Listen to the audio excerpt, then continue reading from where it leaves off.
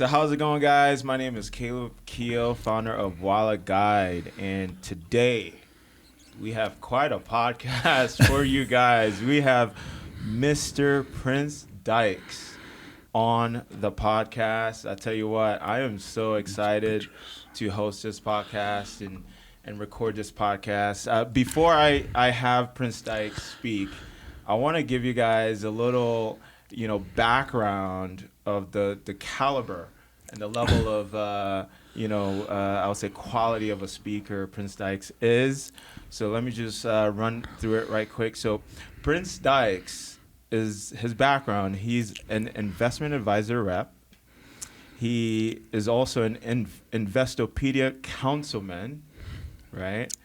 Nonprofit leader, host of The Investor Show, grants manager, entrepreneur, on and on. I mean, he might as well have the city. I'm pretty sure he has the keys to the city of Denver.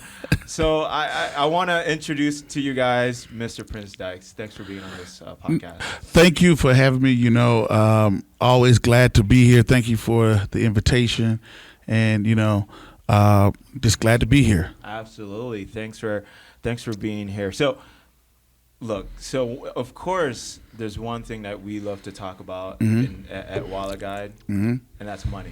Oh, yeah. Yeah. Right? And you, if there's anybody to talk to about money, apparently you're the guy, right? Some people say that, some people would say that, I guess. So this is Finance Unfiltered, right? So this is real talk, real wealth with Prince Dykes, right? So I want to jump in, but before we get into like the nitty gritties of money and finance, let's start off with some icebreakers, yeah. Yeah. Let's talk about some movie title inspirations, right? Let's talk about, if you can describe your career in finance, what movie title? Trading Places. Okay, Trading Places. Trading Places. Well, you gotta tell us. You gotta tell us a little bit. Trading Places with Eddie Murphy, and I can't think of the co-star, but the story, it went off. Eddie Murphy was this homeless guy in New York. Things like that. And he eventually worked his way to Wall Street and ended up, doing it very big in Wall Street, right? Really? So I never heard of that one. You never heard of Trading Places? Because it was the rich guy that used to walk by and see this homeless guy that was Eddie Murphy, and he was like this Wall Street guy. He would walk by, look at this little guy, and just be like, "Oh, whatever." He's play blind, whatever.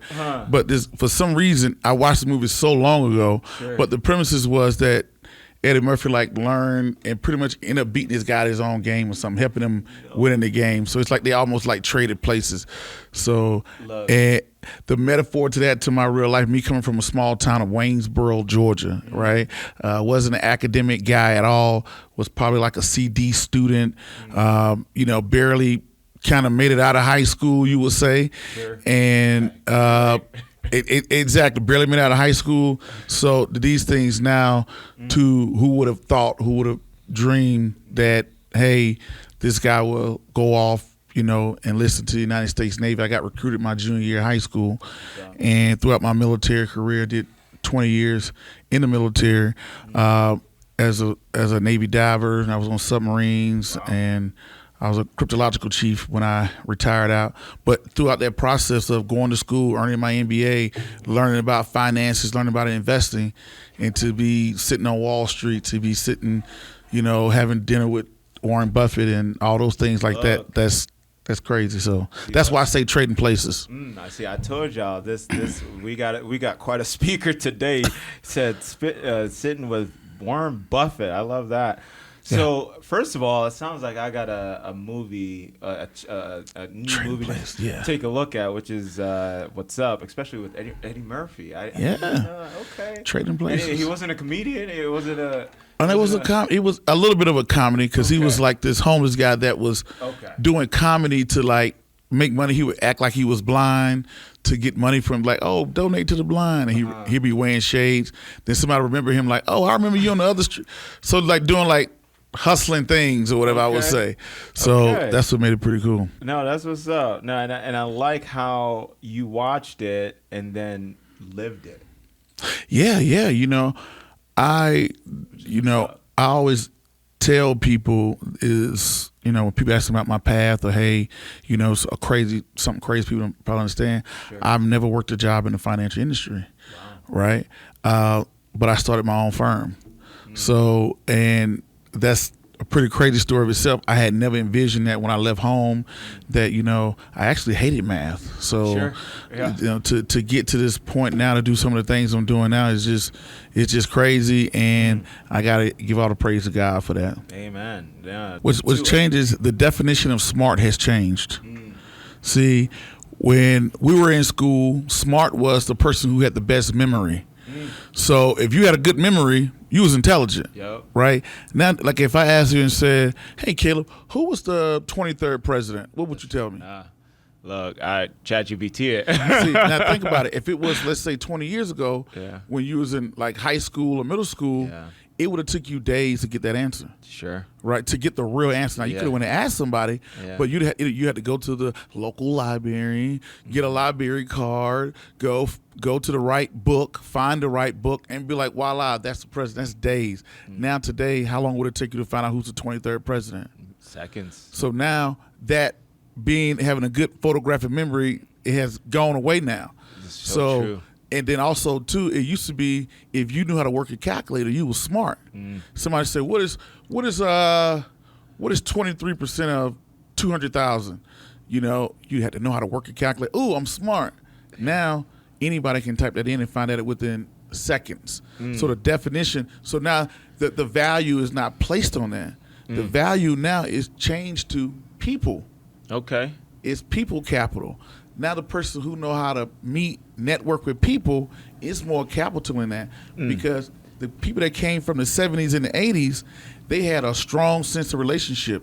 They grew up they learned bus politics, cafeteria politics, playground politics or whatever, so they had strong people skills. But when the 90s came around, they was very weak when it came down to computers. Now today, kids are born with an iPad. They're super smart when it comes down to computers, but now we're lacking people skills. The people skill people are retiring. They're going off. They're moving away. So how many people know how to connect like you and I that know how to sit down and put something together like this? So the definition of smart has changed, and you're wondering like, why these people who know all these, who's a valedictorian, they're standing next to somebody who barely made it out of high school. And the person who barely made it out of high school, they're not as good as math, but they're the visionary. They're doing things because the definition of smart has changed. Man, that was such a beautiful analysis there, and how you walked us through really the evolution of what's going on in reality right now with technology. Ask yourself, when the last time you wrote something? Especially with a pen and pad, not to yourself, to somebody else. Right. So the kids these days, they barely even know how to write now. Yeah, that's crazy. Yeah, and it's so true because of course I use ChatGPT to write everything, like even my Gmail or like emails and whatever. If I'm doing a job post that I want to do or whatever, it's the smart thing to do. So absolutely, I can agree and I see exactly what you mean by the influence of how technology has changed really how we communicate and the soft skills, to your point, and how important it is to have those soft skills. And even to that, because it looks like we're getting ready to talk about careers and stuff, that right there is kind of an indication of like how our future careers is going to look like. Especially if there's a lot of people that are lacking soft skills and people skills and communication skills, and yet the future is going to require that a lot more than ever before because it's going to be so inundated with technology and engineers and all those things. So now it's going to be like, do you know how to communicate? It seems like those soft skills are now going to rise to the top instead of like, do you know how to type? Do you know how to do all these? Do you know how to communicate? So let's talk more about your career. What inspired you to transition from military service to empowering others through financial education? Being in the military, and I'd say the biggest I was a logistics specialist on submarines, on fast attack submarines. And I was looking to go to school, further my education. They said your education will probably take you to an accounting business. So I started taking accounting business, and I really enjoyed it. And I really liked it. And as I was going through school, ended up becoming got married, and we ended up becoming parents back in 2013 to my son Wesley. Wow. And I'm sorry, 2011. So when we had Wesley, he would bring home these children's books, and I was going through grad school, and these books would be about the cat jumped over the hat, the sky, and the moon, and John does which was fine. No knock on those things. I was just like, dude, man, and 15 years, life is going to be real. You need to know about investing, and all the money books at the time were about. This is what a quarter is. This is what $1 is. Timmy learns to save. Timmy earns $1, and he saved it in his bank account. But at that time, interest rates were at an all-time low. So you couldn't save your way to wealth. That was an old principle that wasn't applied at that time. So I said, well, you have to learn about investing.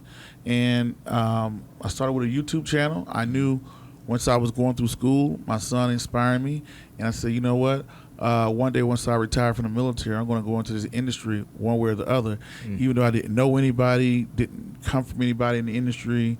So we started with a YouTube channel, called The Investor Show, and with my son Wesley sitting on my lap. Nice. And next thing I know, I was getting ready to do a deployment. Wow. And as I was getting ready to go on this deployment, I said, man, I got this. I had 2,000 subscribers. I said, man, I'm on top of the world. That's what's up. I got 2,000 subscribers. I got to go on this deployment. What I'm going to do? What am I going to create or whatever? And then, I just figured in the industry, I never saw a children's book about investing.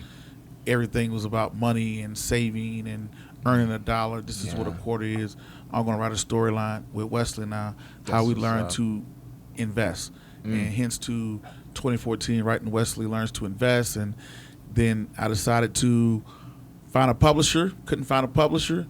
So in 2015, self-published it myself, and then we created a cartoon. That's then big. we went out to, we went out to the races and the running. So it was a combination of my military career, saying, "Man, I'm learning all these things. I come from the richest country in the world. Sure.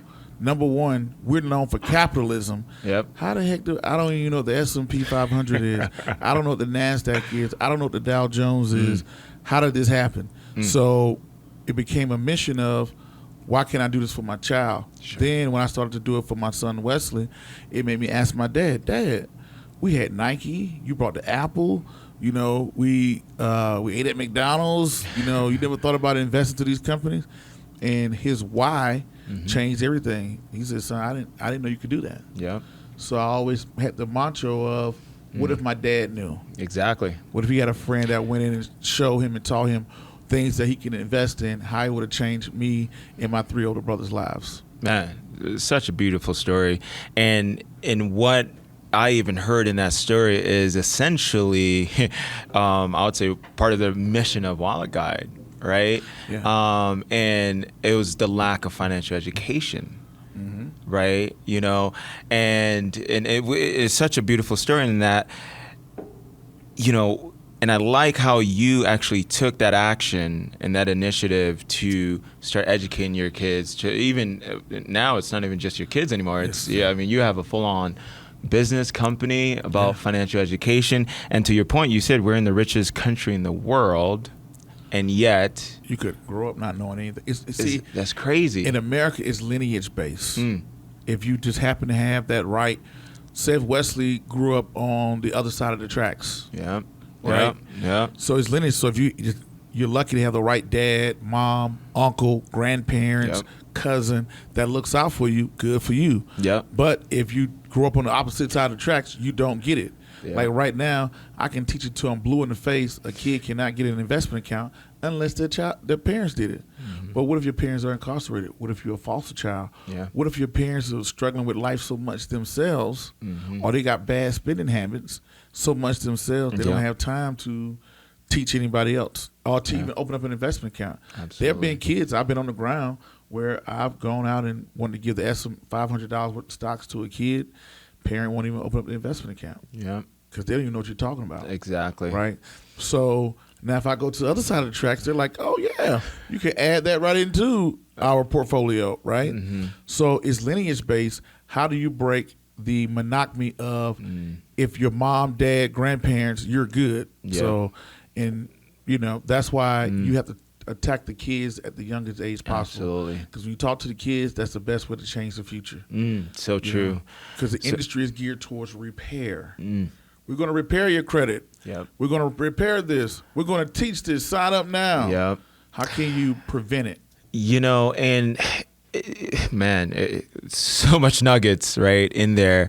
And it's interesting because when I hear capitalism, of course, there's positive sides of capitalism, and it's important of what capitalism provides to society.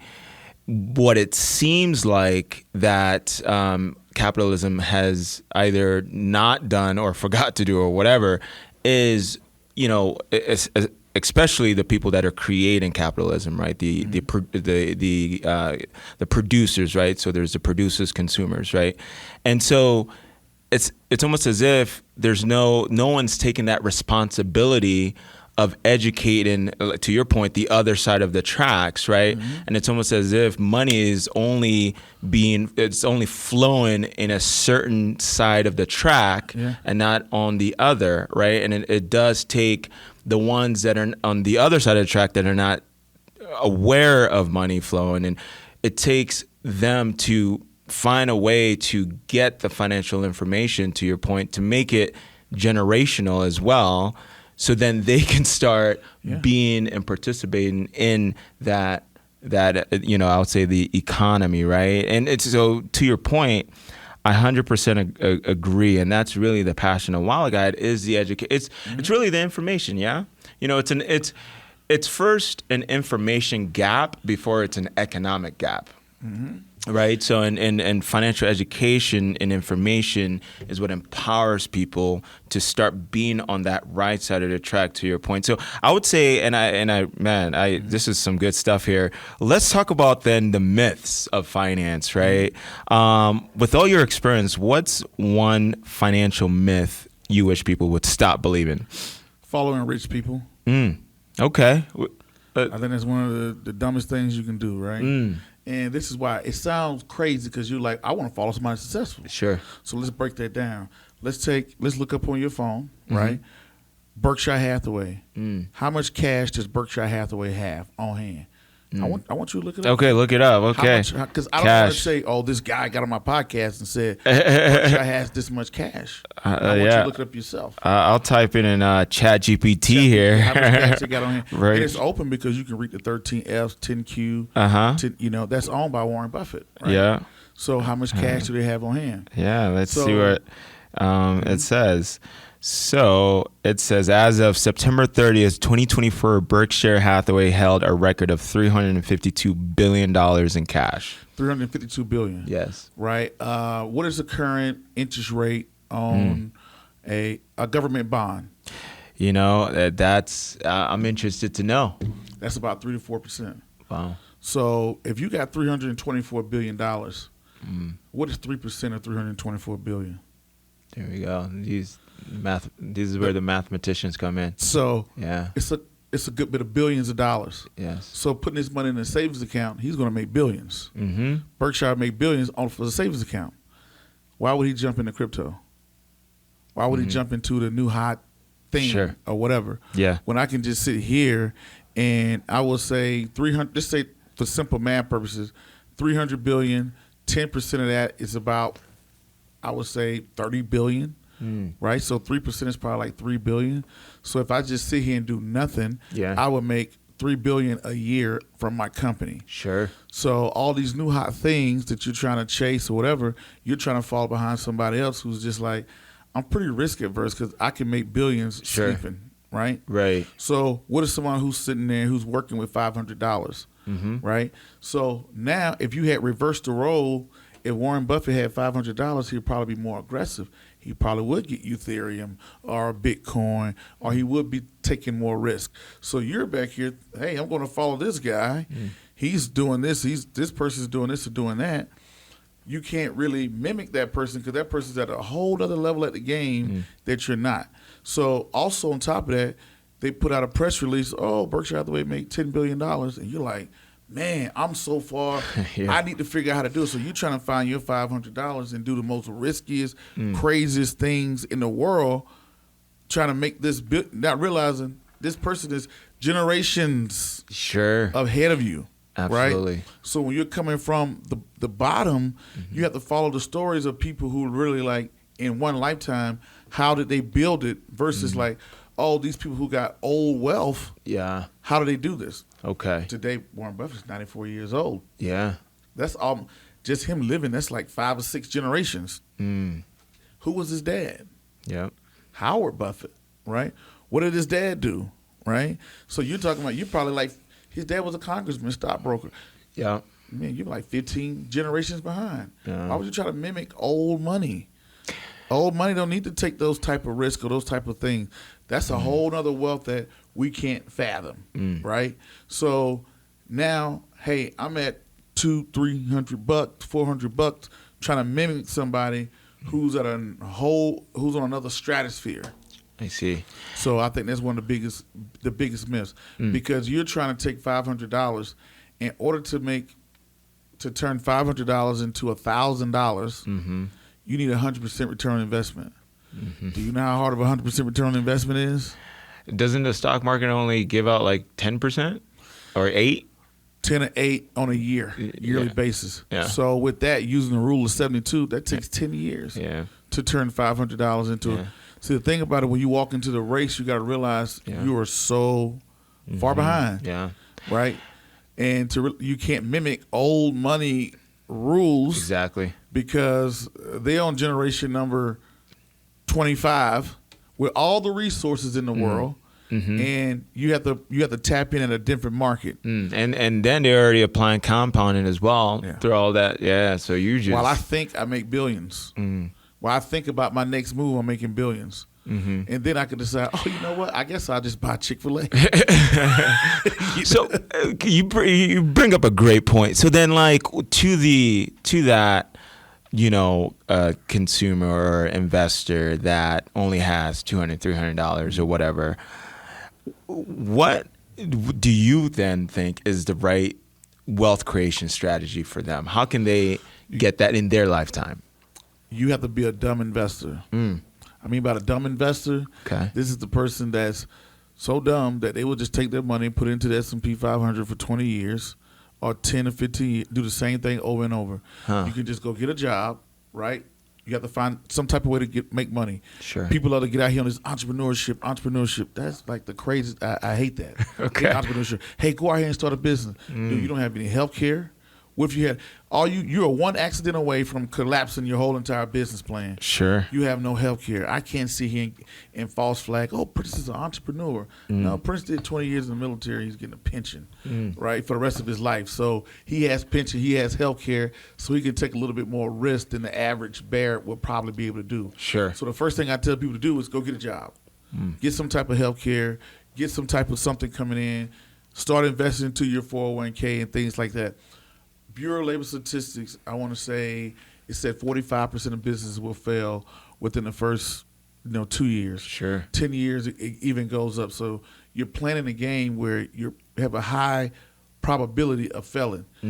Over my 20-year career, the S&P 500 went up 400% in 20 years. You don't feel like it went up 400%. Yeah, I know. It don't. People don't feel. And it's going to happen again. Yeah. And the people who was out here trying to get rich quick here, do this. The guy who just sat in the cubicle, did his job, put in 15% of his investments into the S&P 500, and he wasn't. That's why I call it the dumb investor. The guy who wasn't smart enough to go out here and figure out all these wild things to do. He got 400% over my military career, and that's including the 2008 market crash and the 2020 pandemic. This person still walked away with averaging 20% a year just by, I wasn't smart enough to move my money around. With everybody else who had all these hustles and the get rich quick schemes and things like that. You bring up a great point about, how they were still able to be successful despite the market ups and downs. would you say there are, if you, and I mean, you brought up a lot of great points actually, which with first getting consistent income, which is super important to help the cash flow, to then invest and invest smartly and take the essentially the long way. Here it is, the simple way. You find yourself some type of income. You live below your means. You invest the difference between your means. Then once you get to a point, then you build your credit. Once your credit is built, you utilize credit to acquire assets. There you go. We use credit to acquire liabilities, right? You use credit to acquire asset. Then you invest you put your money into things that can grow into the future. See, I will go into a boys and girls club. Hey, you know what? I'm going to give you $500 worth of stock. Oh, what is that? What does that mean? What is a broker account? How do I got to do it? But if I give you a $500 gift card to Target, no questions asked, right? Right. I give you a $500 gift card to Walmart, no questions asked. But when it comes to something that can potentially make you some money, everybody got to become Einstein. Right. Oh, what is this? What are we going to do? How are we going to do this? The American way is to use other people's money. Yeah. So if you're not acquiring assets, then once you move up in your career, you move up to middle management. Now you buy your first house. You buy a piece of land, an open piece of land. You acquire simple assets. It's only 3 assets, which is business, real estate, stocks. Every time you get paid, you buy business, real estate, stocks over and over and over. Okay. And you will find yourself, if you do the right thing, and the biggest thing nobody wants to talk about, before you can talk about finances, you got to look in the mirror and talk to yourself. Hey. And the biggest conversation you got to have yourself, the biggest financial decision you're going to make is who you decide to marry. Oh, okay. Who you partner with. That's the he's getting hot now. Nobody wants to talk about. If my wife called me right now and say, hey, I want a divorce, there goes 50%, if not more. Especially if there's no prenup involved. And then on top of that, not even talking about the mental stress. I wouldn't have time to be sitting in the basement writing coloring books, podcasting, if I'm worried about if my house is not in order. Yeah. Right. If I got to worry about I got all this crap going on at home. Sure. I'm not thinking about the next.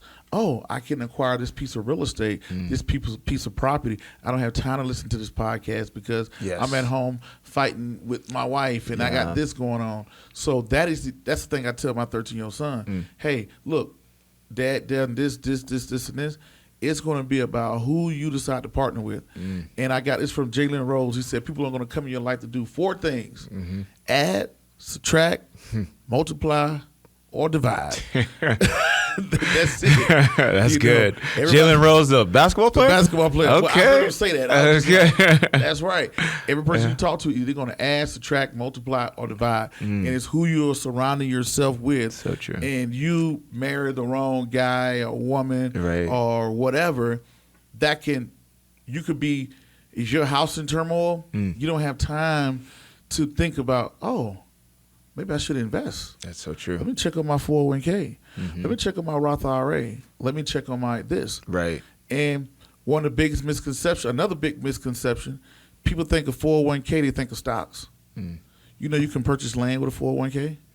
Okay. Y'all heard that? You know you can, right now, I can't speak about it in freely. Sure. But I am looking to become a part owner in the franchise. Nice. Right? Okay. And I'm going to make that franchise purchase with my 401k. That's what's up.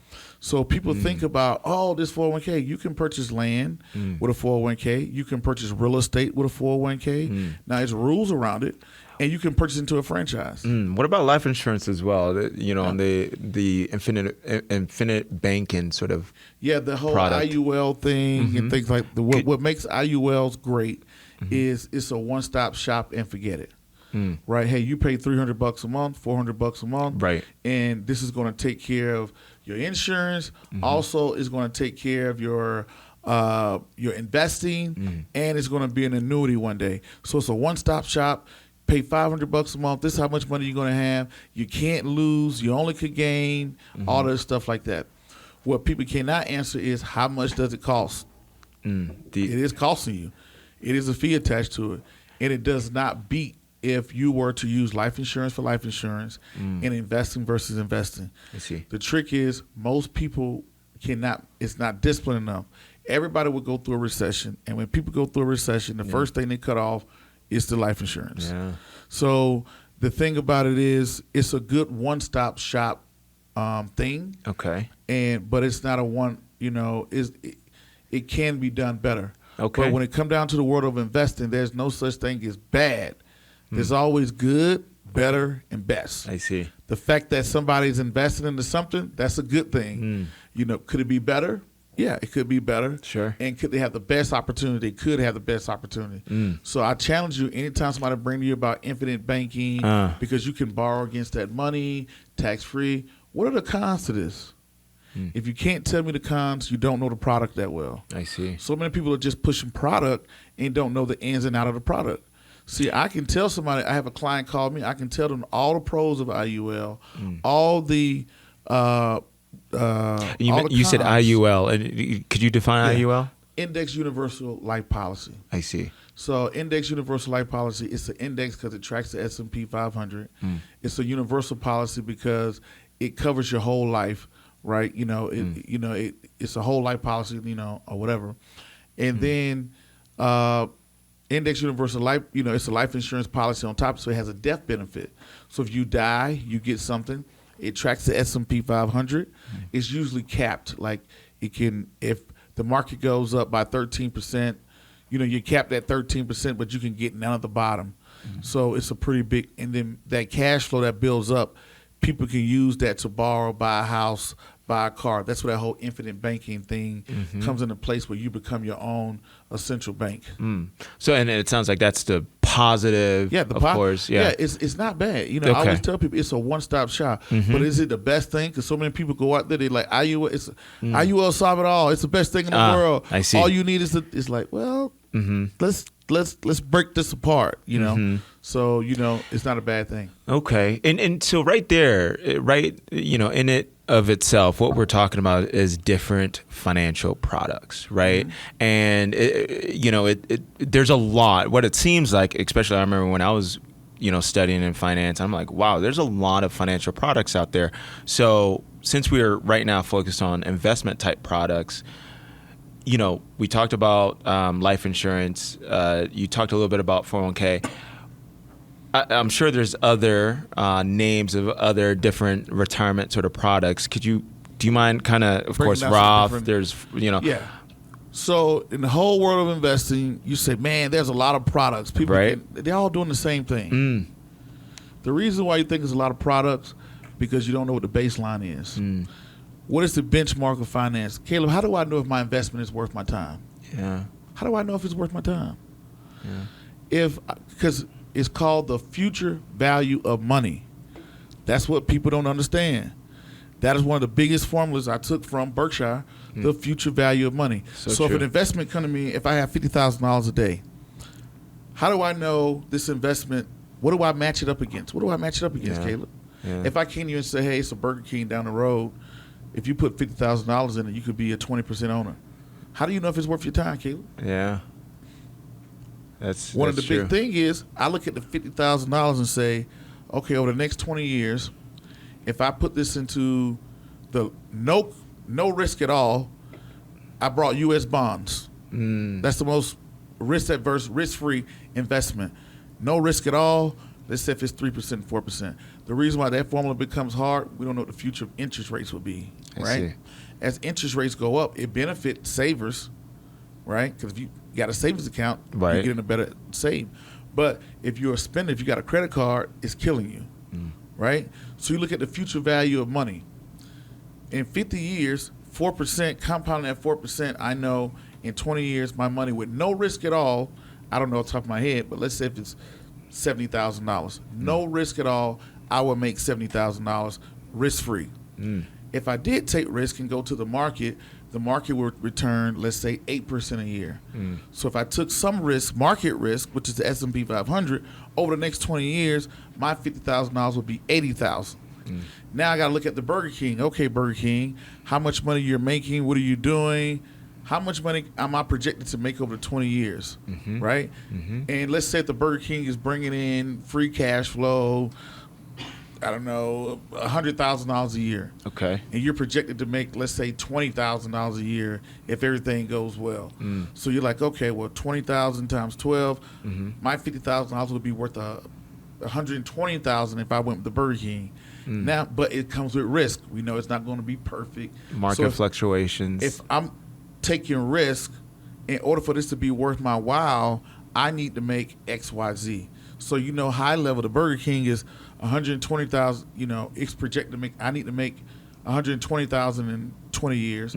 Versus the next level, if I went to the S&P 500, and the lowest level, if I just went and got a government bond. I see. And making a projection on the historic of interest rates, what I can make. I see. See, that's when it comes down to financial literacy, being able to even do that math to say, hey, this is what's going to happen.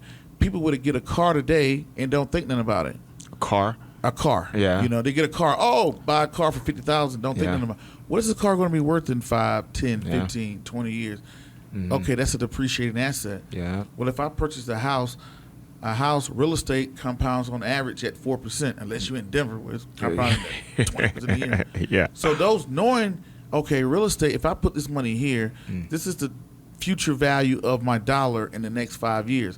This is why you see athletes sign big deals. Everybody go crazy. They're not big deals. See, the Lakers already projected in 5 years how much money they're going to make off LeBron James. We're going to raise the sale of popcorn. We're going to make more ticket sales, merchandise sales.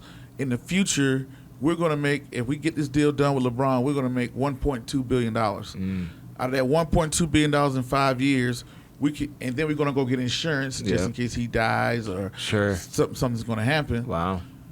In 5 years, we're going to make $1.2 billion. So we'll give him a $300 million contract today. And we say, whoa, $300 million. They already projected. They already done the math and said, due to the ticket sales, we're going to raise the price of hot dogs and drinks. And the more people that's going to come in here, we're going to get bigger sponsors, and we're going to project to make $1.2 billion. Versus this person, Right. And because they already done the future value of money, out of that future value of money, then they cut you a check. Yeah.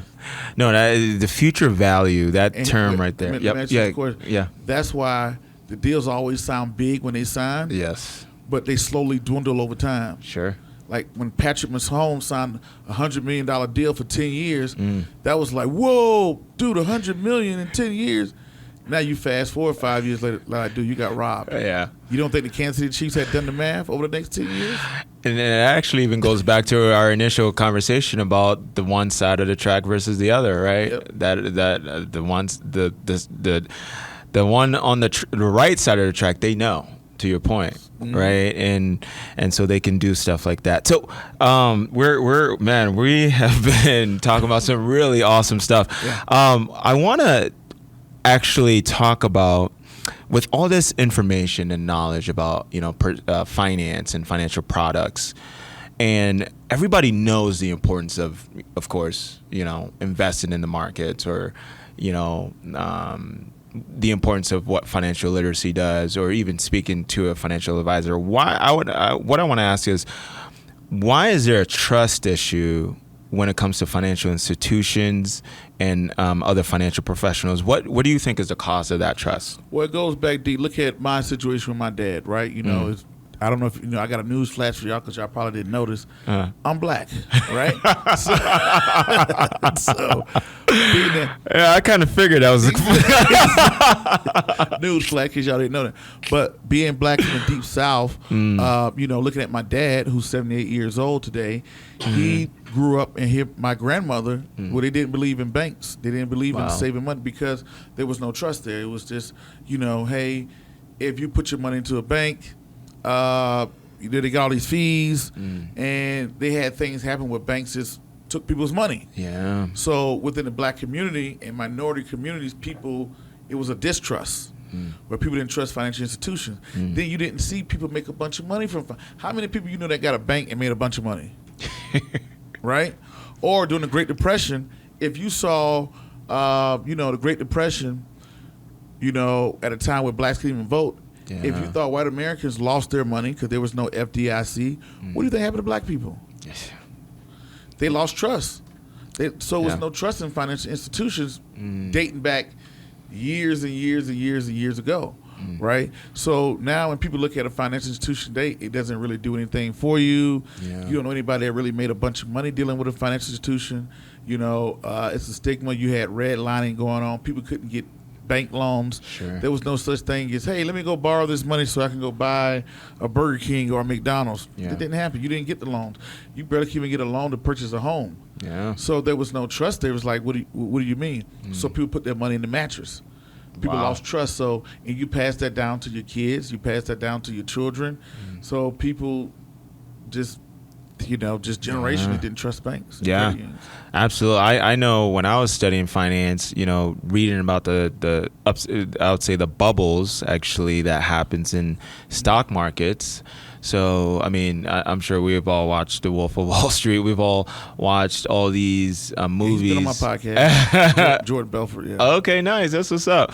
Yeah. So even those sort of movies, actually, help the narrative of why most people don't trust the stock market. And, it's unfortunate because I know the stock market does have positives, of course, to it, and it provides liquidity or money, and all that stuff, profits to the economy. So there's positives to the stock market and the importance of it, but of course, what it seems like is there's still quite a bit of bad apples. Yeah, definitely. And you got to think about it. That's in all aspects of life. Sure. Right? Yeah. There's some good McDonald's. There's some bad McDonald's. There's some good workers. There's some bad workers. It is what it is. Yeah. But you got to look at it. You cannot. This is when it goes back to being so. My dad used to say this. I used to go home and do my homework. Look, Dad, I learned this. And he would look at my report card and be like, "Well, it don't say on your report card you're smart." And he's like, you know what? You're too smart. You're so smart, you're dumb. Right? So with people, we come in and psych ourselves out, don't realize, dude, I'm on one of the biggest economical machines. People are coming over to this country by the droves. Yeah. Why, Caleb? They know something you taking for granted. Yeah. Right? You grew up here. You don't think about it. You don't put in your mind, the stock market is so bad and people are getting scammed and blah, blah. But don't realize you're sitting on one of the greatest wealth machines. People are willing to risk their lives to live with something that you got naturally. You hit the lottery by growing up in America. When you look at if you don't realize it, go to these other countries. How many Americans you see migrating to other countries versus migrating here? So true. Right? And you got to ask yourself, why is that happening? Why are people coming over by the drove? So you got to think about it. Real estate, you are blessed to have real estate the way it works into this country. I can't remember what president it was. So if you go to Africa, you want to buy a house for $100,000, you need $100,000. Yes, you do. Right? Here in America, where people like real estate because it's tangible, you can touch it, you can feel it. And the thing about it is, real estate makes more money in stocks because it's used with debt. Yeah. Versus stocks, people use their own cash. I work, I put in $50 a week, whatever. When I purchased my home here for $400,000 back then. I was about to say back then. Yeah, back then. Right? So what I thought was, man, this price is high. I looked at the deal, I'm like, oh, man, it's a good deal. Yeah. So when I went to go purchase my home for $400,000, you think I paid $400,000 cash? I got a piece of paper that let me borrow $400,000, right? And then magically, the $400,000 turned into $600,000. Magically, other countries, you don't even. I wouldn't have been able to borrow that money. Credit system. The credit system. So you look at our credit system that we have, that you can now take this phantom equity that you built and go and acquire another asset. Yeah. You know what I mean? Yeah. So you're here. If you do everything you're supposed to do, young people, listen, all this get rich, man, swaggy, I'm going to be an entrepreneur. And you're going to realize these people that just do the same old thing over and over, who marry well. That's the first thing. Marry well. Are they going to add, subtract, multiply, or divide? Right? You marry well. Now you have two incomes. Now you guys and girls acquire assets. If you acquire any piece of land, you're going to make money if you hold it for 10 years. If you acquire a home, you live in it, you're going to make money. If you invest into the S&P 500 indexes, you're going to make money. The reason why you will never see the Great Depression happen again, Because we rigged the system. Let's be honest. We rigged the system. Interesting. In 1929, there was no SEC. There was no SEC. 1929, when we had the Great Depression, there was no. The SEC came because of what happened. What the stock market looks like before the Great Depression is where crypto is at now. Wow. Right? Crypto. It was just the stock market was a wild, wild west. Right? Yes. Do whatever you want to do. It went into 1929. We went into a Great Depression. That's okay, everybody. We got to do something about this. There was no FDIC. That can guarantee your money. All those things came out of the New Deal.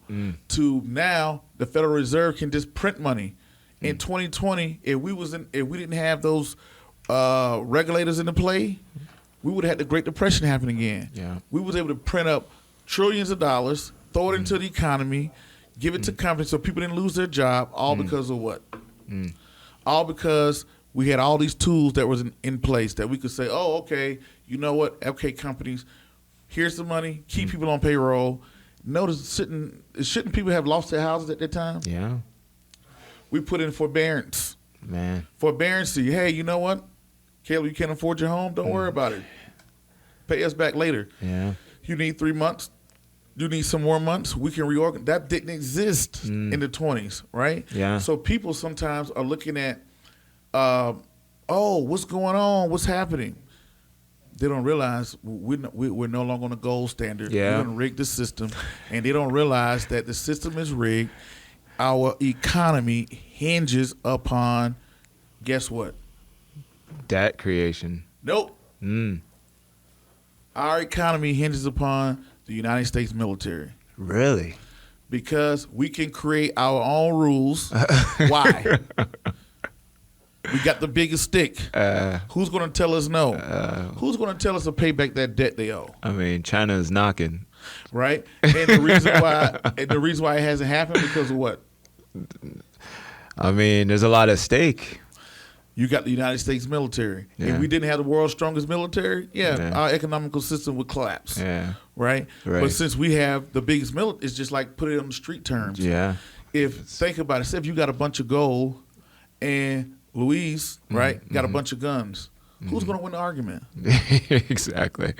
Right? Well, and what's you bring up a great point because it's sooner or later though it's going to be very difficult to, especially if I guess if we want to go on that narrative and say military, which to your point, sooner or later other nations are catching up on a military power standpoint as well. So it's going to be interesting to see how that pans out, in terms of what you're mentioning, because that's what would scare me economically. Exactly. When people doesn't fear us anymore. Yeah, or it's coming. We can't do what we want to do to other people or things like that.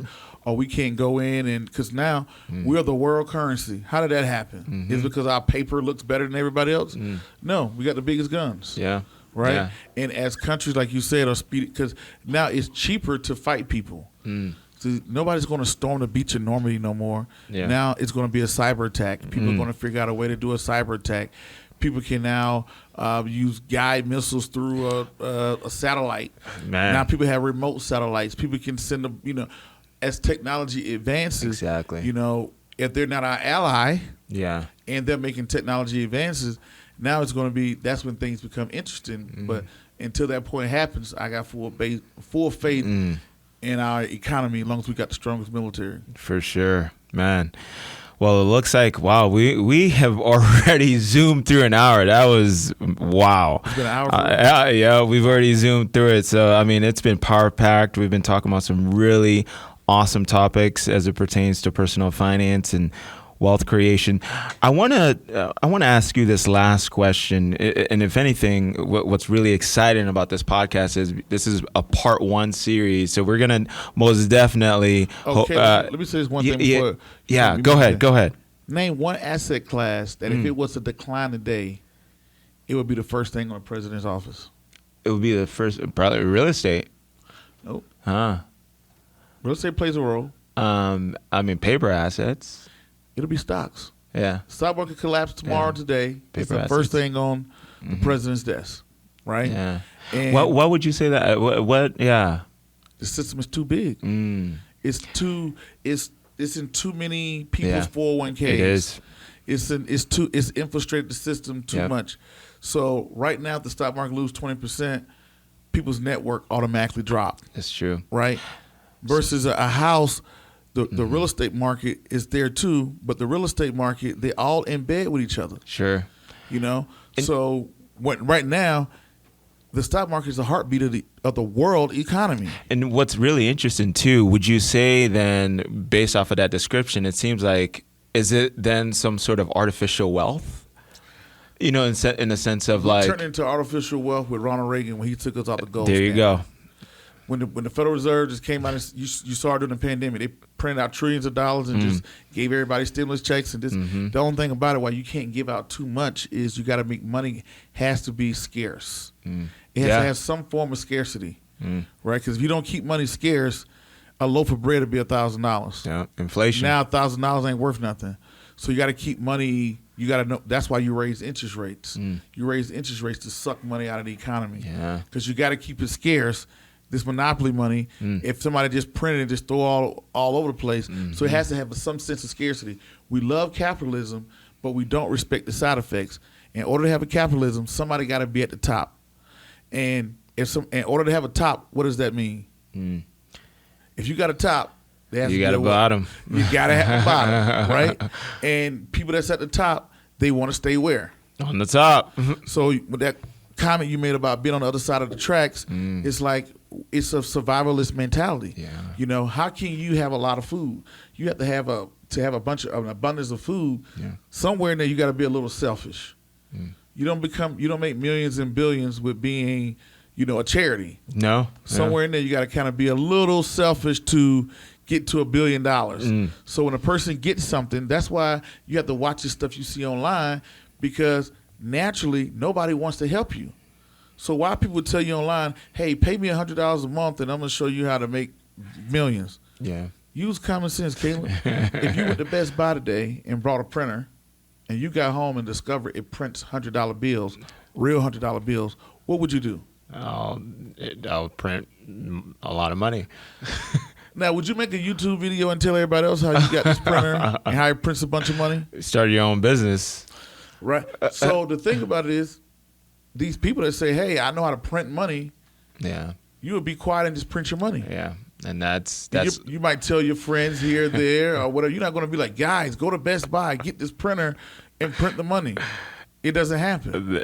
There's a lot of depth in what you're talking about right now. On me being a finance guy, me understand what you're saying. And so it's really beautiful what you're saying in terms of how you're really essentially mapping out the monetary system and how it works and how it governs our stock markets as well as our tangible assets in real estate and things of that nature. So it seems like we've now gotten so dependent on money as the product itself, whereas before money was just the medium of exchange. It was just that commerce. It facilitated commerce, and now it is the commerce. Why is that? Because of that 1971 situation. No, we lost the skills. We don't know how to kill a deer. Yeah. And goods and services. We don't know how to plant food anymore. So now to eat, we need money. Yeah. It used to be dad went out and got hogs and you cut down the fire and we built our own place to live and we had our own farms and we just lived off the farm and we just used money to get something a little bit extra, maybe to buy another horse or to maybe buy a shirt or something like that. Now we can't survive without the grocery store. And you can't go into the grocery store unless you got money. So that's how, now I'm guilty. If the grocery store is shut down today, I don't know how to grow tomatoes. Yeah. I'm not going to be outside. I'm not going to go hunting down a buffalo and know how to grill them and start a fire. I don't even have that trait. How can I pass that down to my son? Yeah. My dad, we didn't go outside and hunt hogs and nothing wild or nothing like that. So that's a lost art form. So what replaced that is the dollar.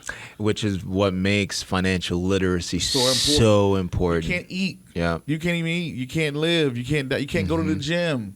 You know, you need finances. You know, you can't even die without somebody having some insurance. Oh, so the dollar has become that important now to where it's a survival thing. Whereas in before, as you was hinting to, people didn't really need a dollar. What is a dollar? You can't eat it. It doesn't provide shelter. It was just a means of, you know, like they said, $1. Hey, $1 was originally trading $1 to someone, right?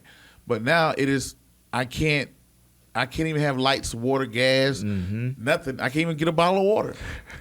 So that's what replaced it. I didn't mean to cut you off. No. That was kind of the importance of how it shifted. I think that's a perfect actual last nugget, you know, to end at least, I'll say, this podcast. But I'll tell you what, guys, you guys stay tuned because podcast episode 2 of this is going to be even more epic. So once again, I want to thank you, Prince, for being available and sharing all your insights and wisdom.